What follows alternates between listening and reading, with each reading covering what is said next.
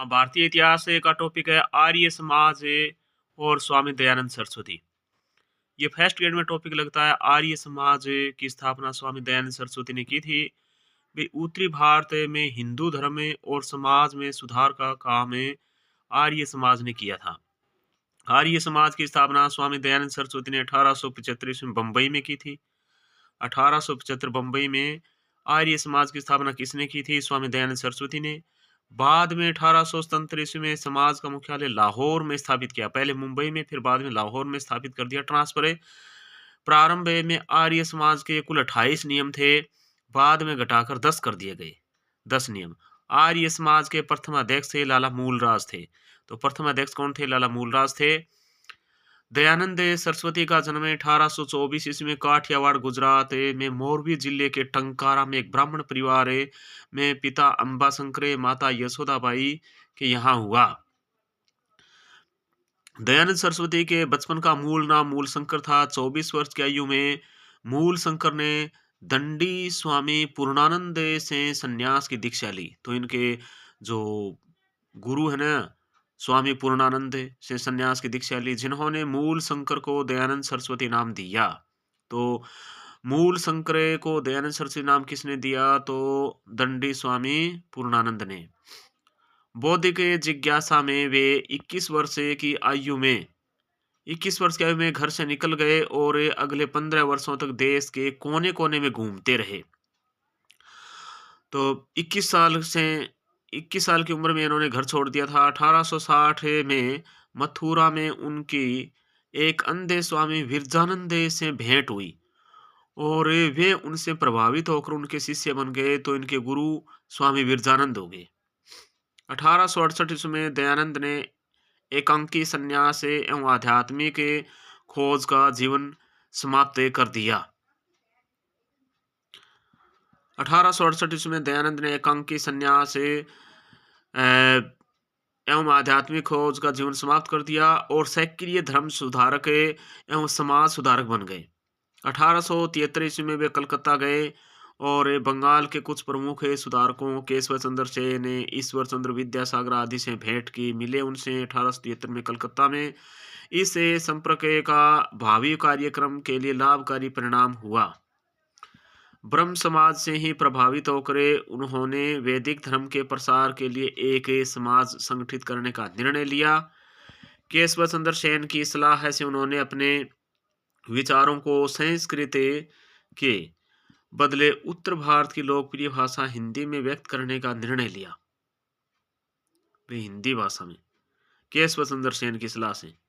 स्वामी दयानंद सरस्वती द्वारा लिखी गई पुस्तकें हैं सत्यार्थ प्रकाश, पाखंड खंडन, वेद भाष्य भूमिका, ऋग्वेद भाष्य, अद्वैत मत का खंडन, पंच महायज्ञ विधि, वल्लभाचारी मत खंडन, गोकरुणा निधि।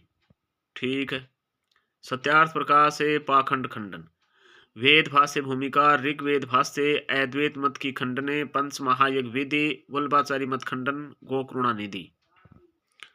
फिर है ऋग्वेदादि भाष्य भूमिका, आयुर देश रत्नमाला, व्यवहार भानु, संस्कृत वाक्य प्रबोध, पुनः प्रवचने, संस्कार विधि। प्रारंभ में दयानंद सरस्वती ने अपने विचारों का प्रचार शास्त्रार्थ और सामूहिक भोज आदि के माध्यम से प्रारंभ किया, लेकिन बाद में उन्होंने पुस्तकें लिखकर अपने विचारों का प्रतिपादन किया। उन्होंने अपनी प्रसिद्ध पुस्तक सत्यार्थ प्रकाश हिंदी भाषा में रचित में अपने मूल विचारों को व्यक्त किया। सत्यार्थ प्रकाश रचना किसकी है? स्वामी दयानंद सरस्वती की, जो हिंदी भाषा में लिखी हुई है। इस ग्रंथ की रचना उन्होंने उदयपुर में की तथा इसका प्रकाशन अजमेर से किया। अजमेर वैदिक यंत्रणालय से किया था। दयानंद का विश्वास था कि स्वार्थी एवं अज्ञानी पुरोहितों ने पुराणों जैसे ग्रंथों के सहारे हिंदू धर्म को भ्रष्ट किया है। उनके अनुसार वेद ही हिंदू धर्म का वास्तविक आधार हैं। इसलिए इन्होंने नारा दिया कि वेदों की ओर लौटो। स्वामी दयानंद सरस्वती नारा दिया था, वेदों की ओर लौटो। हिंदू रूढ़िवादिता का विरोध करते हुए उन्होंने मूर्ति पूजा का विरोध किया था। बहुदेववाद, अवतारवाद, पशु बलि, श्राद्ध तथा झूठे कर्मकांड और अंधविश्वासों का विरोध किया। जोधपुर की एक वेश्या नन्ही बाई द्वारा दिए गए जहर के कारण 1883 में दीपावली के दिन दयानंद सरस्वती के अजमेर में मृत्यु हो गई। यानी जहर दिया किसने? एक वेश्या नन्ही बाई ने। कब? 1883 में और दीपावली के दिन। और कहाँ? अजमेर में। यह वेश्या जोधपुर के शासक जसवंत सिंह द्वितीय की प्रेयसी थी। किसकी प्रेयसी? जसवंत सिंह द्वितीय की। नन्ही बाई ने राजकीय रसोइये जगन्नाथ गौड़ मिश्र की मदद से दयानंद सरस्वती को जहर दिया था। तो रसोइये का नाम था जगन्नाथ गौड़ मिश्र। आर्य समाज का ज्यादा स्थायी काम शिक्षा के क्षेत्र में हुआ। आर्य समाज का ज्यादा स्थायी काम शिक्षा के क्षेत्र में हुआ। 1886 में लाहौर में दयानंद एंग्लो वैदिक स्कूल हंसराज व लाला लाजपत राय संस्थापक की स्थापना हुई, जो 1889 में दयानंद एंग्लो कॉलेज में बदल गया। इस कॉलेज में पठन पाठन पश्चिमी पद्धति से किया जाता था। कुछ समय बाद समाज में फूट पड़ गई। कुछ समाजियों ने शिक्षा के लिए पश्चिमी पद्धति का विरोध किया और परंपरागत भारतीय पद्धति से शिक्षा देने के लिए 1902 ईस्वी में हरिद्वार के नजदीक कांगड़ी में गुरुकुल विश्वविद्यालय की नींव रखी गई, स्वामी सरदानंद व लेखराम द्वारा।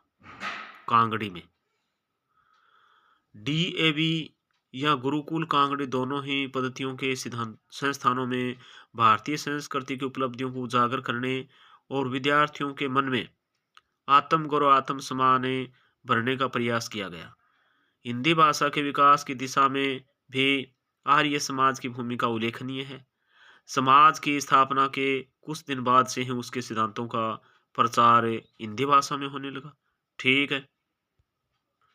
दयानंद सरस्वती ने कभी विदेशी शासन का खुलकर विरोध नहीं किया, फिर भी वे विदेशी शासन के पक्ष में कतई नहीं थे।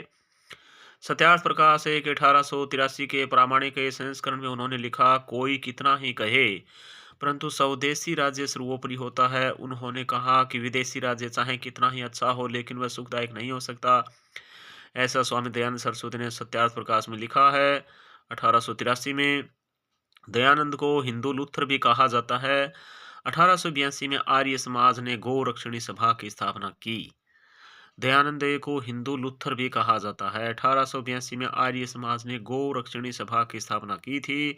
एनी बेसेंट के अनुसार वे प्रथम भारतीय थे जिन्होंने कहा कि भारत भारतवासियों के लिए है। एनी बेसेंट के अनुसार वे प्रथम भारतीय थे जिन्होंने कहा था कि भारत भारतवासियों के लिए है। वेलेंटाइन चिर्रोल ने अपनी पुस्तक इंडियन अंद्रयस्टे में आर्य समाज को भारतीय शांति का जनक कहा था। दयानंद ने 4 सौ की अवधारणा दी: स्वराज्य, स्वधर्म, स्वदेशी और स्वभाषा। दयानंद ने 4 सौ की अवधारणा दी: स्वराज्य, स्वधर्म, स्वदेशी और स्वभाषा। स्वराज्य शब्द का प्रयोग सर्वप्रथम दयानंद सरस्वती ने ही किया था। आर्य समाज के ने लड़कों के लिए 24 वर्ष एवं लड़कियों के लिए 16 वर्ष विवाह की न्यूनतम आयु निर्धारित की थी। आर्य समाज ने वे लड़कों के लिए 24 वर्ष और लड़कियों के लिए 16 वर्ष विवाह की न्यूनतम आयु निर्धारित की थी। तीर्थ यात्रा व्यर्थ है और अंधविश्वास दर्शाती, ऐसा दयानंद सरस्वती ने कहा। समाज का कार्य आगे भी चलता रहा लेकिन कालांतर में इसकी अंतर्निहित कमियां स्पष्ट होने लगी। समाज में कुछ जन्मजात दोष थे। इसका मुख्य नारा वैदिक युग में लौट चलने का था। इसका मुख्य नारा वैदिक युग में लौट चलने का था, मगर 19वीं 20वीं शताब्दी में वैदिक जीवन में वापसी का संदेश तर्कसंगत नहीं था। दूसरे वेदों के भ्रमातीत होने और उनमें पूर्ण विश्वास का उपदेश मानव विवेक के विरुद्ध था। तीसरा, इनके द्वारा चलाया गया शुद्धि आंदोलन ने दूसरे धर्म में दीक्षित हो चुके हिंदुओं को पुनः हिंदू धर्म में शामिल करना भी इन्हें धार्मिक रूप से कट्टर समुदाय में बदल रहा था। इन सभी कारणों की वजह से आर्य समाज का दायरा सीमित हो गया। ठीक है। राजा राम मोहन राय के बारे में थोड़ा सा अध्ययन बाकी है ये कि राजा राम मोहन राय के विचारों के प्रसार के लिए उन्होंने 1839 ईस्वी में तत्व बोधिनी सभा की स्थापना की। राजा राम मोहन राय ने 1839 में। 1843 ईस्वी में देवेंद्र नाथ टैगोर ने ब्रह्म समाज का नेतृत्व संभाला। इन्होंने ब्रह्म धर्म नामक पुस्तिका का भी संकलन किया था। बाद में देवेंद्रनाथ ने केशव चंद्र सेन 1834-84 को ब्रह्म समाज का आचार्य नियुक्त किया। उनके प्रभाव में समाज ने हिंदू धर्म के सर्वोत्तम विश्वासों एवं नैतिक आचरणों को बनाए रखने की कोशिश की थी। उनके आचार्यत्व में समाज बहुत लोकप्रिय रहा था। बंगाल से बाहर इसकी शाखाएं संयुक्त प्रांत, पंजाब और मद्रास में खोली गई, मगर शीघ्र ही केशव चंद्र सेन के उदारवादी दृष्टिकोण के परिणाम स्वरूप ब्रह्म समाज में फूट पड़ गई। केशव चंद्र केशव चंद्र कई बातों में हिंदू धर्म को संकीर्ण मानते थे और संस्कृत के मूल पाठों के प्रयोग को उचित नहीं समझते थे। अब उनके स्वभाव में सभी धर्मों, ईसाई, इस्लाम, पारसी तथा चीनी के धर्म ग्रंथों का पाठ होने लगा। ऐसे ही सवालों पर मतभेद बढ़ता गया और अंत में देवेंद्रनाथ ने 1865 ईस्वी में केशव चंद्र से आचार्य की उपाधि भी छीन ली। फलस्वरूप केशव चंद्र मौलिक ब्रह्म समाज से अलग हो गए और समाज की एक नई शाखा संगठन नई शाखा का संगठन किया, जिसे उन्होंने भारतीय ब्रह्म समाज के नाम से पुकारा। देवेंद्रनाथ टैगोर का ब्रह्म समाज आदि ब्रह्म समाज नाम से जाना गया। यह घटना 1866 ईस्वी की है। 1878 ईस्वी में इस नवीन ब्रह्म समाज में एक बार फिर फूट पड़ी। केशव चंद्र एवं उनके अन्य सहधर्मी ब्रह्म समाजियों के लिए हुआ है कि एक न्यूनतम आयु का प्रचार करते थे। लड़की की आयु 14 वर्ष है, लड़के की आयु 18 वर्ष है, लेकिन 1878 ईस्वी में स्वयं केशव चंद्र ने अपनी 13 वर्षीय पुत्री का विवाह पूरे वैदिक कर्मकांड के साथ कूच बिहार के राजा के साथ कर दिया। यानी लड़की की आयु 14 वर्ष और लड़के की आयु 18 वर्ष रखी गई। इस पर अन्य सहयोगियों ने कड़ा विरोध किया और अंततः केशव चंद्र के समाज से अलग होकर उन्होंने एक नए साधारण ब्रह्म समाज की स्थापना की। इसके बाद केशव चंद्र का समाज धीरे धीरे लुप्त हो गया। ठीक है। फिर आर्य समाज और स्वामी दयानंद सरस्वती आर्य समाज की स्थापना 1875 ईस्वी में बम्बई में की गई। फिर बाद में लाहौर में ट्रांसफर कर दिया। 1877 में 28 नियम थे, फिर घटकर 10 नियम रह गए। अध्यक्ष लाला मूलराज थे। जन्म 1824 काठियावाड़ गुजरात में। ब्राह्मण परिवार में मूल शंकर था। 24 वर्ष की आयु में मूल शंकर ने दंडी स्वामी पूर्णानंद से संन्यास की दीक्षा ली। फिर मूल शंकर को स्वामी दयानंद सरस्वती नाम दे दिया दंडी स्वामी पूर्णानंद ने। 21 साल की उम्र में घर से निकल गए। फिर उनके गुरु का नाम विरजानंद है। विरजानंद के शिष्य बन गए 1860 में। 1868 में फिर आध्यात्मिक खोज के लिए जीवन समाप्त कर दिया। समाज सुधारक बन गया। अच्छा, फिर देखो 1873 में केशव चंद्र सेन ईश्वर चंद्र विद्यासागर आदि से भेंट की। फिर स्वामी दयानंद सरस्वती ने पुस्तकें लिखी। सत्यार्थ प्रकाश, पाखंड खंडन, वेद भाष्य भूमिका, ऋग्वेद भाष्य, अद्वैत मत का खंडन, पंचमहायज्ञ विधि, वल्लभाचार्य मत खंडन, गोकरुणा निधि। ऋग्वेद आदि भाष्य भूमिका, आर्य देश से रत्नमाला, व्यवहार भानु, संस्कृत वाक्य प्रबोध, पुनः प्रवचन और संस्कार विधि। फिर उन्होंने अपनी प्रसिद्ध पुस्तक सत्यार्थ प्रकाश से हिंदी भाषा में रचित अपने मूल विचारों को व्यक्त किया। ग्रंथ की रचना उदयपुर में की, प्रकाशित किया अजमेर से सत्यार्थ प्रकाश का। फिर हिंदू रूढ़िवादिता का विरोध करते हुए उन्होंने मूर्ति पूजा, बहुदेववाद, अवतारवाद, पशु बलि, श्राद्ध था, झूठे कर्मकांड और अंधविश्वासों का विरोध किया था। दयानंद सरस्वती की मृत्यु अजमेर में जहर देने के कारण हुई थी। नन्नी बाई ने दिया था। 1883 में रसोइये का नाम था जगन्नाथ गौड़ मिश्रे।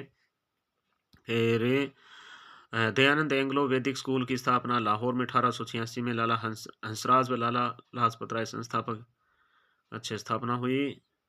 1889 में दयानंद एंग्लो कॉलेज में बदल गया। फिर और कांगड़ी में गुरुकुल विश्वविद्यालय नींव रखी 1902 में हरिद्वार के नजदीक है, जो स्वामी श्रद्धानंद व लेखराम द्वारा। ठीक है। फिर सत्यार्थ प्रकाश के 1883 के प्रामाणिक संस्करण में उन्होंने लिखा है, कोई कितना ही कहे परंतु स्वदेशी राज्य सर्वोपरि होता है। उन्होंने कहा कि विदेशी राज्य चाहे कितना अच्छा हो लेकिन वह सुखदायक नहीं हो सकता है। दयानंद सरस्वती को हिंदू लुथर भी कहा जाता है। 1882 में आर्य समाज ने गौ रक्षणी सभा की स्थापना की। फिर एनी बेसेंट ने यह कहा कि वे प्रथम भारतीय थे जिन्होंने कहा कि हम भारतवासियों के लिए है। वेलेंटाइन सिरोल अपने पुस्तक इंडियन अनरेस्ट में कहा कि आर्य समाज को वैदिक भारतीय शांति का जनक कहा। दयानंद सरस्वती ने 4 सौ की अवधारणा दी: स्वराज्य, स्वधर्म, स्वदेशी और स्वभाषा। स्वराज्य शब्द का सर्वप्रथम प्रयोग स्वयं दयानंद सरस्वती ने किया था। आर्य समाज के लड़कों के लिए 24 वर्ष और लड़कियों के लिए 16 वर्ष से विवाह की न्यूनतम आयु निर्धारित की थी। तीर्थ यात्रा व्यर्थ और अंधविश्वास दर्शाती है, स्वामी दयानंद सरस्वती ने कहा। समाज में कुछ जन्मजात दोष थे, ऐसा भी बताया है। इनका मुख्य नारा वैदिक युग में लौट चलने का था, मगर 19वीं 20वीं शताब्दी वैदिक जीवन में व्यापारी का संदेश तर्कसंगत नहीं था। दूसरे वेदों के भ्रमातीत होने और उनमें पूर्ण विश्वास का उपदेश मानव विवेक के विरुद्ध था। तीसरा, इनके द्वारा चलाया गया शुद्धि आंदोलन दूसरे धर्म में दीक्षित हो चुके हिंदुओं को पुनः हिंदू धर्म में शामिल करना भी इन्हें धार्मिक रूप से कटरे समुदाय में बदल रहा था। इन सभी कारणों वजह से आर्य समाज का दायरा सीमित हो गया। ठीक है।